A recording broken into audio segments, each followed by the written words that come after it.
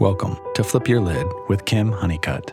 Kim is a psychotherapist and executive director of ICU Talks, a mental health speaking ministry.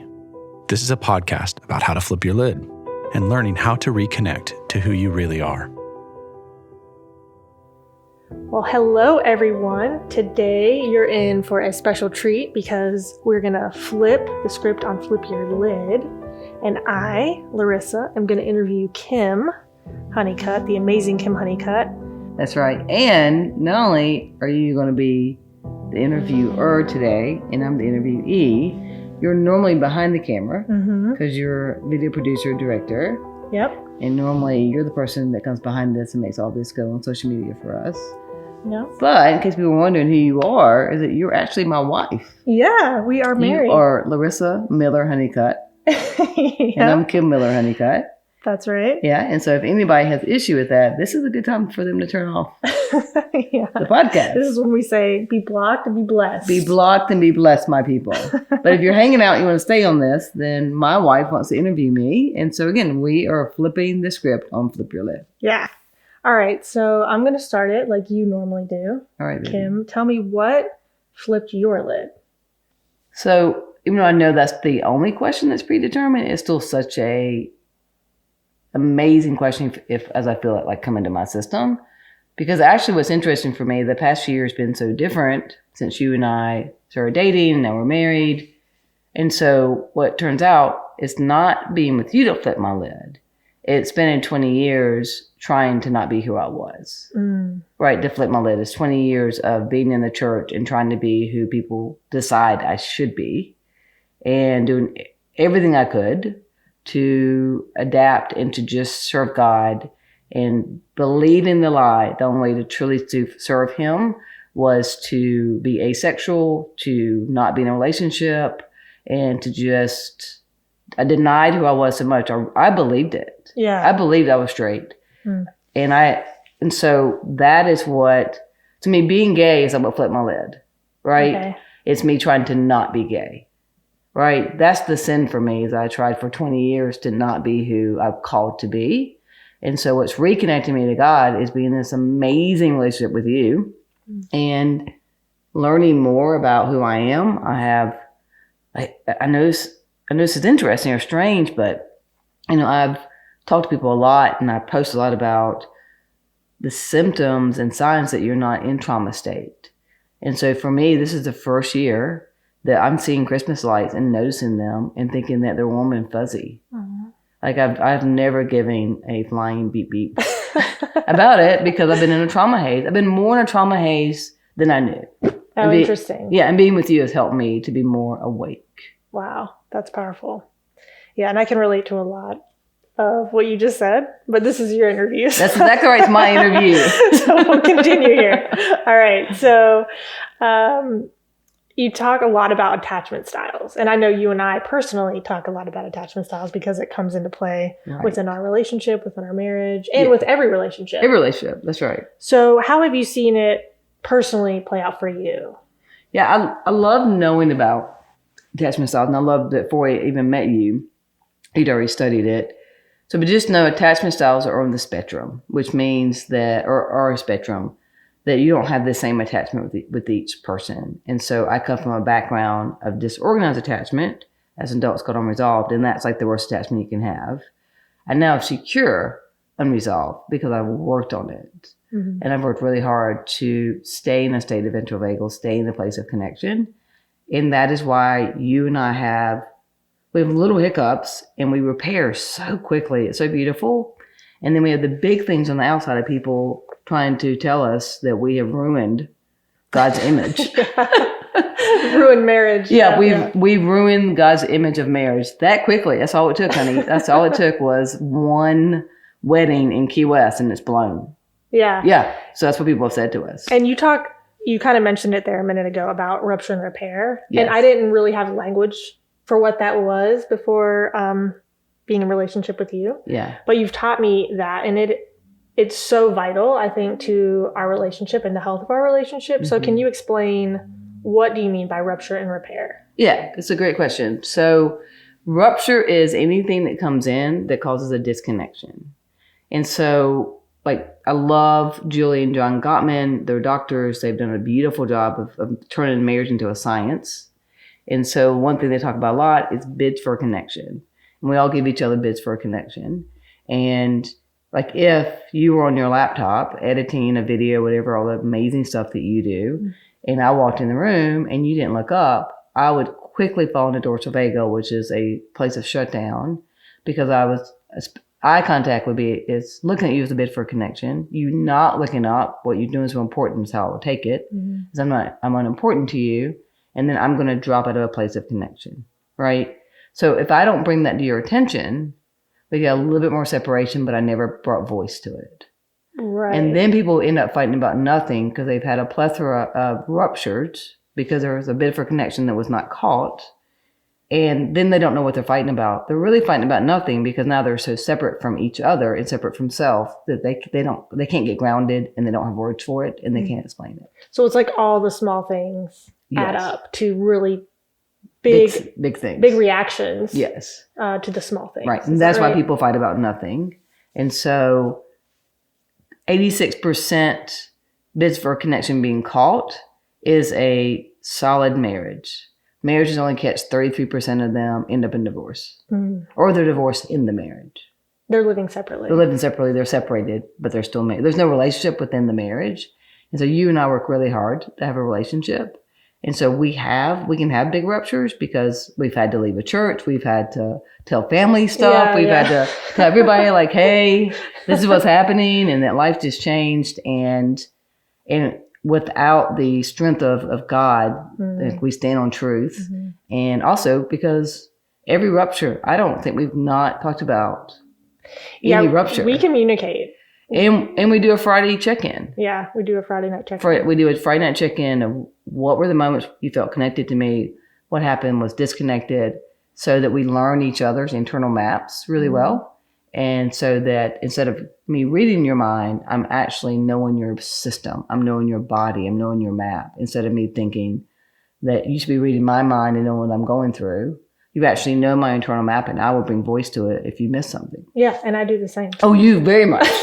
You very much tell me when I mess up. I get 100 on that. You get 100 on that. You are a straight A student when it comes to you verbalizing. And healthy people verbalize. Yeah.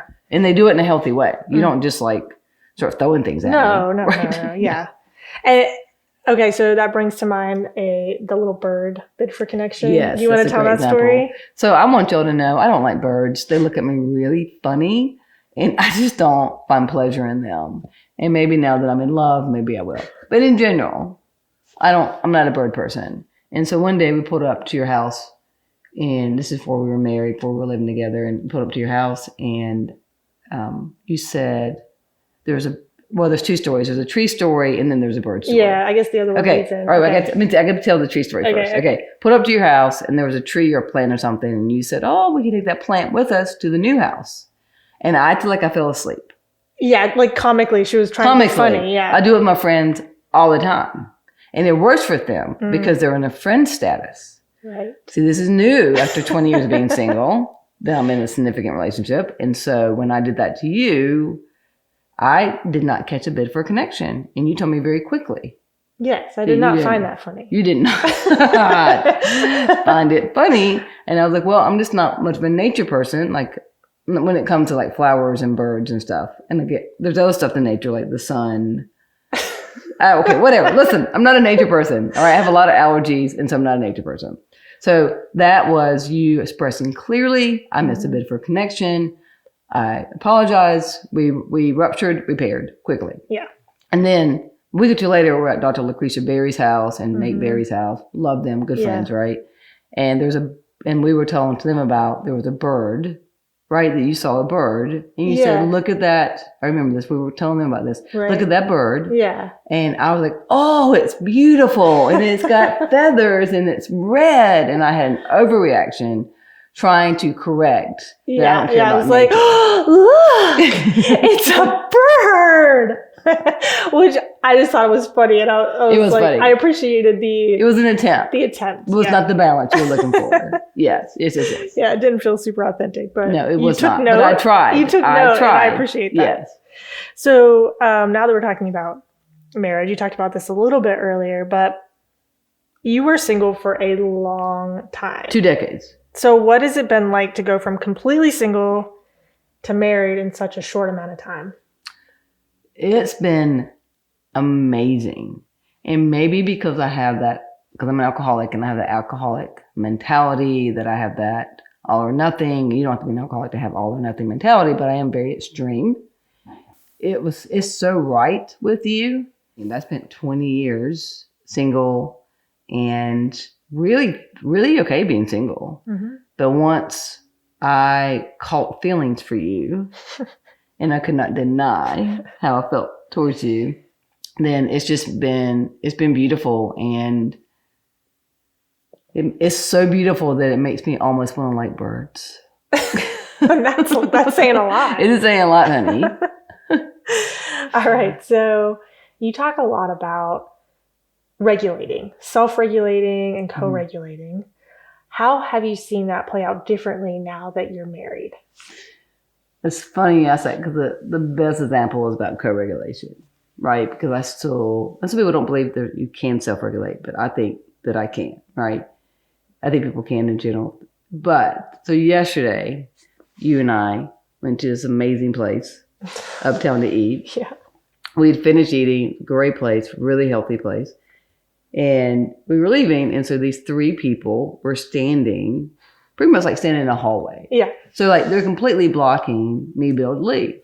But they don't know that, right? They don't know they're my way. So I simply said, hey, I'm going to cut through here, which means like move. I can't get by. Right. And so we left and you were laughing. I was like, what is it, honey? And she said, do you realize what you just said? I'm like, yeah, I just said I'm going to cut through here. She's like, you just looked at a stranger and said, I'm going to cut through here. Instead of just saying, excuse me. Right. And so like, that was the most Enneagram 8 way of saying, excuse me, ever, so right? Aggressive. Right. It was so aggressive. And to me, it's not. So without this relationship, I wouldn't have ever questioned that. I wouldn't have thought about it again. And now I can think, I can hear how that may land on somebody who doesn't look through life through the lenses I do, who's not in an aggressive stance. Mm-hmm. So that helped me tremendously, because that was actually, to me, a co-regulation of an experience.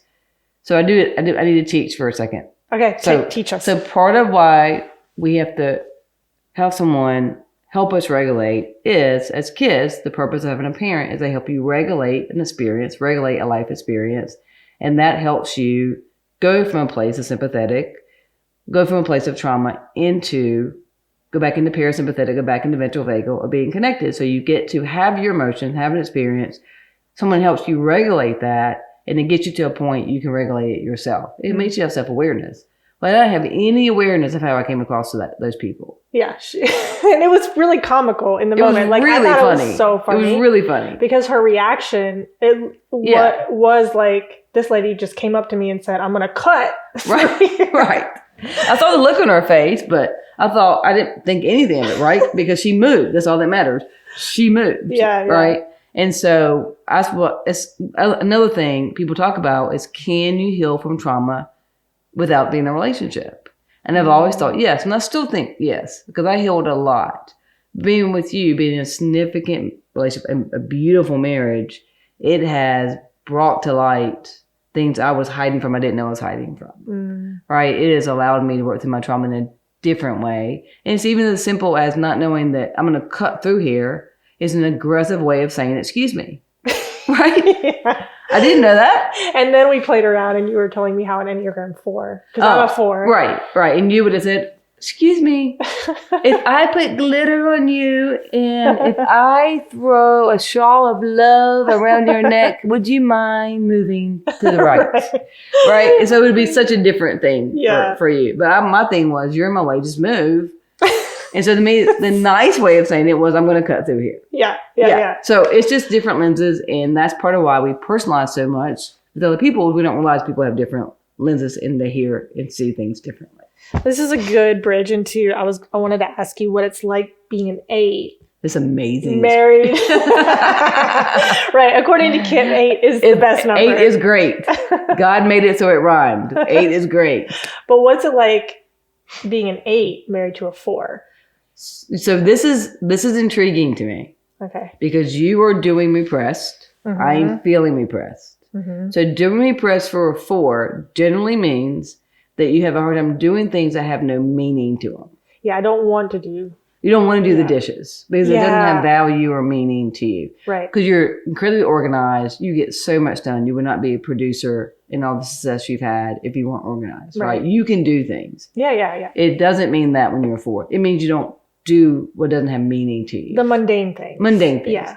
So I can do dishes in a heartbeat. It calms my system down to see them done. You and I work out great with that. Yeah. So you're doing repressed. I'm feeling repressed.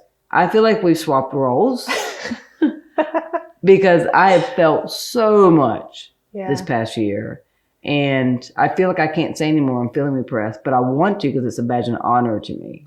Right, but the purpose of the Enneagram is to bring up your repressed centers, right? Yes, but I didn't know the purpose of marriage was to bring up your repressed centers because you do things that I know, like you had to call AAA. That's not like on the list of fun things. Right, Yeah. And you did it in a heartbeat. You took care of it. You got taken care of before I could even get through a session. You took care of all of it, right? So I have more feelings now than ever. And so I'm no longer feeling repressed. I'm kind of mad about that. I have feelings about the fact that I have feelings, which sounds like a 4. Right. I've become you, honey. Aww. Oh, it's a step up. So cute. All right. Anything else on being married to a 4, or just do you feel like you can be your full 8-ness in our relationship? I don't know how not to be fully an 8. Which is probably one of the best characteristics of an 8 is you're going to get the real deal. I think it's the best number. I just love, I love myself. I love being an 8. I don't want to hurt people. I've had to learn that things land differently on people. And, even if I wasn't an 8, if people knew how I grew up and how my mom still to this day talks to me, and I find it humorous, other people would be in a fetal position over it. And it's very comical. Like it's truly, it's not a ruse. It's not a denial system. It's truly comical to me. Yeah. They're like, hey mom, can you pray for our marriage? I really don't have time, Kim. Like, she's so honest. She's so honest. And so I'm honest. And so I don't realize my honesty can come across in a way that's a barrier. Right. So I've had to learn that because I'm a connector. I love people. I love connecting. And being with you and seeing all your colors and seeing that you like emotions has been freeing for me. I just want to say it out loud, but it has been. Oh, well, that's great. Yeah. So if someone doesn't know about the Enneagram right now and they're like, what is this 8? What is this 4? What would you say to them, or how would you introduce them to the Enneagram? I would tell you first, don't believe the lies of people telling you it's witchcraft or that it's not from God. It is it's spiritual roots. It's been around for a very long time. And what I love the best about it is that it teaches you what motivates your behavior, the motivation behind your behavior, and it teaches you your greatest fear. Your greatest fear is what keeps you in a relationship with God. So people who so quickly are against it, and they can do that, right? Everyone's got a right to do it. But when you do that so quickly, and to me, the pleasure of it, the joy of it is that I can learn what causes me to keep God at a distance.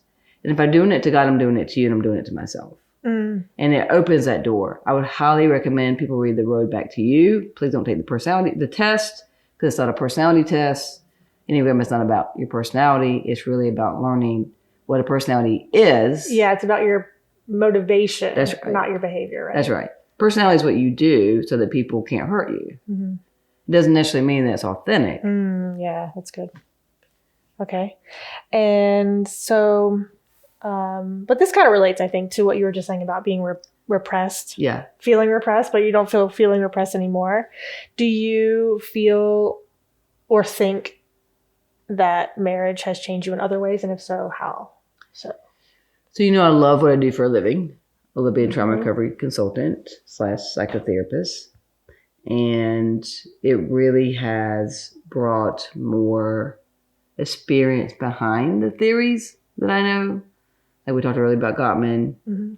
Esther Perel does an excellent job teaching about marriages as well.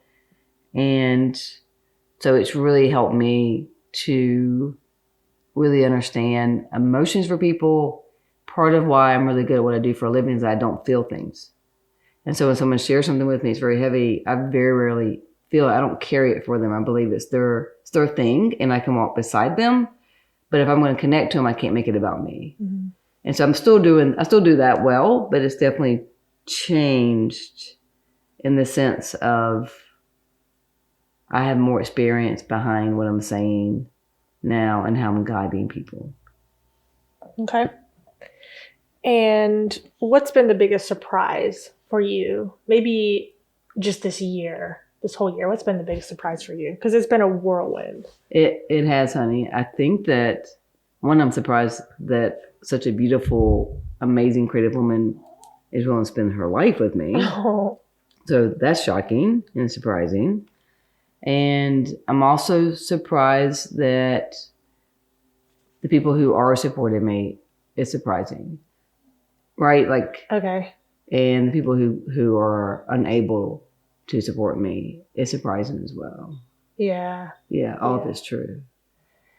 Yeah, I can feel that very deeply myself. Well, you're a 4. I feel everything deeply. You feel everything deeply, but also you're in this with me and you're seeing what's happening in us. We've had to change churches. We've had to change a lot of things. Change and jobs. Yeah, you had to leave your organization where you were, and you did that before. Yeah. We got married. That was until we knew that, so that they wouldn't have control over you anymore. Mm-hmm. And so it is difficult to know that people have always been there for, always, now can't be there for me. Right. Yeah.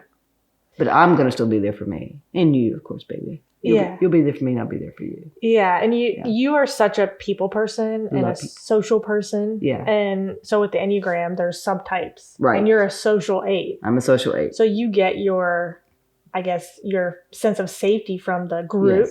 Yes. Am I saying that right? Yes. So I think that probably hits even harder for you. Yeah. Well, even using the word safety, because it's really about being safe in connection. Mm-hmm. And that's vital for people. And we learn safety in disconnection. And to learn what truly means to be safe in connection. And knowing that people are sitting in a church and you're only going to be there and really be in a relationship with the Lord and people around you if you're allowed to be yourself and you're allowed to connect. And knowing there are people who aren't allowed to do that, and now we're in that category. Yeah, like we're not welcome in most churches in the area, right? Across the world, right? But in Charlotte, there's 500 churches. There's 5 of them that I know of that we're allowed to go and we can participate. Mm-hmm. And let me say this. Let me segue. So when I got sober, one of the things they told me in a 12-step program was that getting sober is not a spectator sport. That you were not a spectator when you were drinking. You cannot be a spectator in your recovery. You have to be active. And that's vital information and true. Because that activity and being involved and getting in the middle of the bed of a 12-step program meant that if I fell to the left or the right, someone would catch me, right? Mm. And so now to be told by the church, some of them say you can't walk in the door. Yeah. Some say you can, but you can't participate. But people don't get active. They don't get in a relationship unless you can't be inactive in a relationship. There are 1,000 women listening right now to this who are upset because their husbands are inactive in the relationship. Right. But they're telling us, and I'm sorry I gender scripted on that. It could go both ways with that. But they're telling us, you can be here, you just can't participate. You have to be inactive in the most vital relationship you'll ever have with God and with the church. You have to be inactive because you're no longer worthy to be a part of us anymore. Right. Yeah. Yeah. Because when we moved in our new house, we got a lot of, come join us at this church. Everyone's welcome. You're all welcome. Yeah. And we both were like, well, no, we're not. Probably not. We're not. Right. And so the churches that say all are welcome, I want to call them and say, define welcome and define all. Yeah. Because it might be a church that welcomes me to sit, but you can't participate. And again, how many times do you hear from the stage the pastor say, you've got to get active. We need volunteers. If you want to be in this, you got to participate. Well, they tell us we are not allowed. Mm-hmm.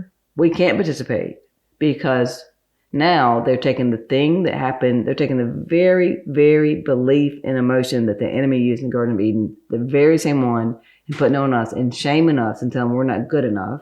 Right? Shame says you're unworthy. Yeah. You're not good enough. You don't. that we're unworthy of being in a relationship with the Lord and a relationship with the church. And they're calling it holy.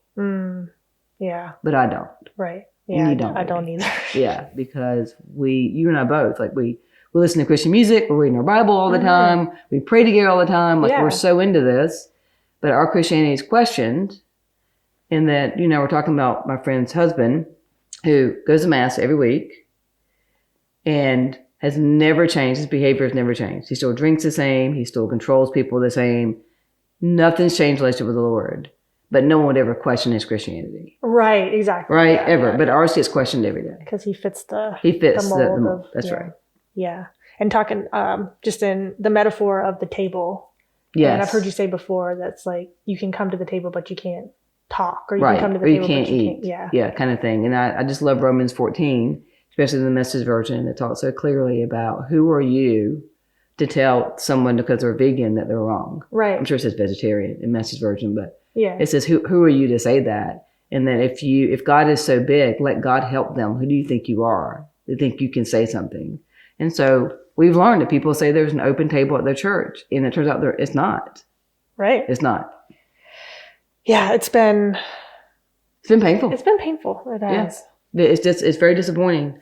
It's the same thing with racism, that because of how I look, I'm not going to experience racism. But so I can't decide what the answer to racism is. I've gone to Bronicity. I've asked questions. I've asked my friends who are Black, what's it like for you? And I listen to them, and they hold the solution. And what we're experiencing is people are not coming to us asking, hey, what's the solution for this? They're just telling us that we're the problem, and they come up with a solution. Right. Right. Yeah. And so that's very disturbing. Yeah. And that doesn't work in any relationship. No relationship. Do you go in? I would never tell someone, hey, go date that guy over there. You can change him. Right. That'll work out great for you. I would never tell someone that. Yeah. So kind of back to just the marriage part of our conversation. Now going through it yourself, what advice would you give to all the other married peeps out there? I don't think I'd give them any advice at all. Really? I would not, but I would share my experience, strength, and the hope I have in God about this. I don't know if it almost feels narcissistic to give advice because I'm a neophyte. A neophyte? Yeah, I'm a newcomer. Oh, okay. In all this, right?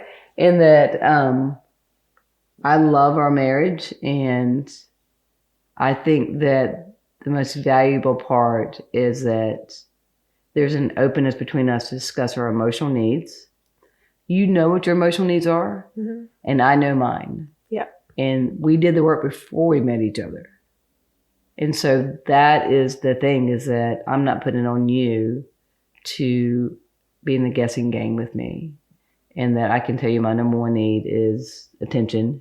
I can tell you that I need to know that I'm important to you and that you value me. And I can tell you how to engineer those needs. And then I'm going to leave the rest up to you to be creative in that, because you're very creative and you can tell me your needs. And that causes an incredible trust bond. Yeah. So maybe a starting place for the listeners out there is figuring out what their needs are. Yes. Know your emotional needs. And if you have shame around your emotional needs, that didn't come from the marriage. It started in childhood. It happens to most of us. And maybe this is my suggestion to people. Okay, let me say this. Our marriage, and any marriage, is an opportunity to either stay stuck in a pattern or get free from a pattern. And that pattern starts in childhood. Whatever your number one need is as a child, whatever it was that did not get fulfilled, becomes your number one need in the marriage. If you don't have voice around that, if you don't have awareness around that, you will walk around the promised land for 40 years. And you will cry victim, and you will blame your spouse, and you will blame yourself, but you won't take responsibility. Responsibility and blame are two different things. And so I take responsibility of letting you know what my needs are, and that you know some of my dysfunction and dysregulation from childhood. And so you are helping me heal from that just by staying adult with me, staying current with me. And I'm doing the same with you. And you and I started therapy 2 weeks into this relationship. Yeah, we did. Yeah, because we knew people wouldn't be okay, that we had found each other and that we were both women. Right. Yeah. And another thing we did early in our relationship was the Imago Yes. theory. Is that what it's called? Yes. Can you explain what that is? Well, first of all, what an honor that I got to interview Dr. Harville Hendrix and his wife, Dr. Helen Hunt, as well. I can't remember what episode it was, but they are the people who invented Imago theory, which is pretty much what I just said, is that whatever is unfinished from childhood comes into the marriage, and you're really fighting your ghost parent, but you think you're fighting your spouse. And so to have awareness of that, and y'all work together on how to co-regulate, how to resolve this. And most people's core issue is abandonment, right? It's just we don't believe someone's going to be there for us. And knowing your attachment style, knowing your core issues, knowing your Enneagram number, things I get to teach in corporations and other places like that, that allows you, those are the legs on your chair that's going to keep you up whenever things hit the fan, because they will. Yeah, they definitely will. Yeah. All right, switching gears just a little bit. I'm sure it's related and you'll share that with us, but I've heard you use the word ventral vagal a lot. Yes. And what's the other vagal? So there's dorsal vagal and ventral vagal. Yeah. So ventral vagal and dorsal vagal are both in your parasympathetic. Okay, what does that mean? So parasympathetic, so think of para, which is like break, like paralyzed, right? So that is immobilization. Do you remember that? Mm-hmm. So ventral vagal is where you want to be. That's your internal heaven. That's your place of connection. It means you're immobilized without fear. It's honestly, sweetie, what you and I experience so much. Yeah. We get to be ventral vagal. We're grounded. We're connected. And people get sick of how we look at each other.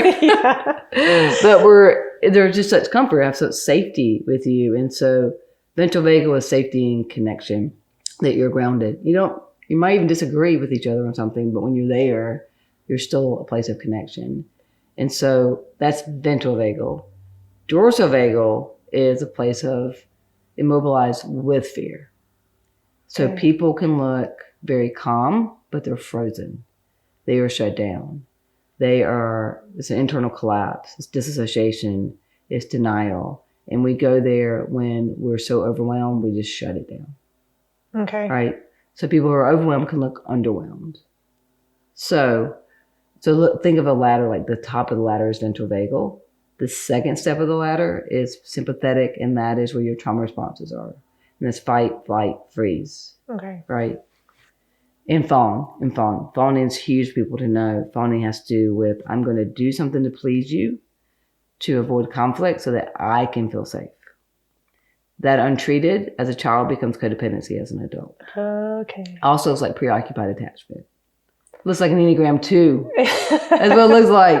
Unhealthy Enneagram 2. Unhealthy. Enneagram 2s are beautiful and everything, and they care about people's needs. So that's that. So that's your ladder. And so the bottom of the ladder is the dorsal vagal, and that's when people are immobilized with fear and they can't move, they can't speak, or they say, okay, no, remember. They'll be like, okay, I'll do that.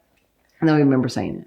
Okay, and so this ladder, is this something that we're climbing up and down every day? Is it something, are we moving on this ladder, or is it a fixed position? Okay, great question, Tweety. So it really depends, but honestly, most of us emotionally regress each day. Most people leave their window of tolerance at some point during the day. When you leave your window of tolerance, you're either going to go in like more of a fight mode, or you're going to shut down, right, and go be hypo aroused, which means you start shutting down. That's your dorsal vagal. So if you're interested in that, look up window of tolerance, or you can look up polyvagal theory. I love polyvagal theory. It's a little harder to understand. Window of tolerance is very easy to understand. People can look that up on YouTube or Google it or something. Okay. Yeah, that's great. And what are some practices that you have that help you stay in ventral vagal or stay adult? How do you get yourself there? Grow yourself back up? Yeah. First of all, it's a great book, Growing Yourself Back Up by my friend John Lee. Highly recommend that. So you just accidentally plugged him. So that was great. He's amazing. So the first thing I do when I wake up is I get on my knees and I pray. Mm-hmm. I don't want 1 second of my day to be just about self-will. I want to know I want to be in relationship with God. I want to know what God has in store for me that day. And so that starts me in ventral vagal.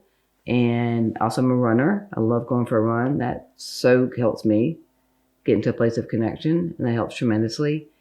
And spend time with you helps tremendously. But what I do for a living, if I'm not connected, if I'm not in ventral vagal, nothing will happen in that session. Nothing good will happen in that session. And I take that so seriously. Yeah. I've taken it too seriously at times, but I take that very seriously. Yeah, it's great.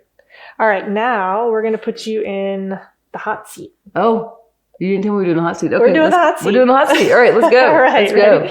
All right, so Kim. Yes. What is your favorite color?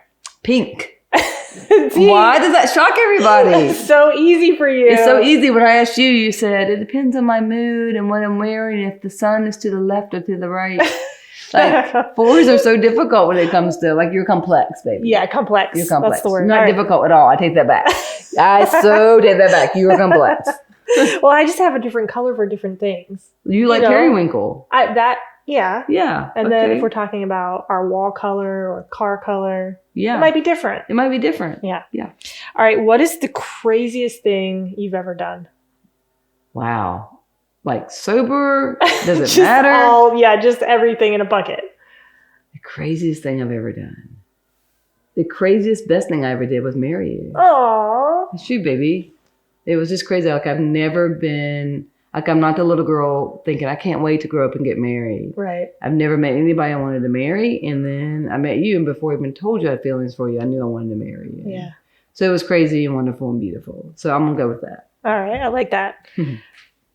All right. What hobby or practice is a must for you? Like, if you could only have one practice or hobby, what would it be?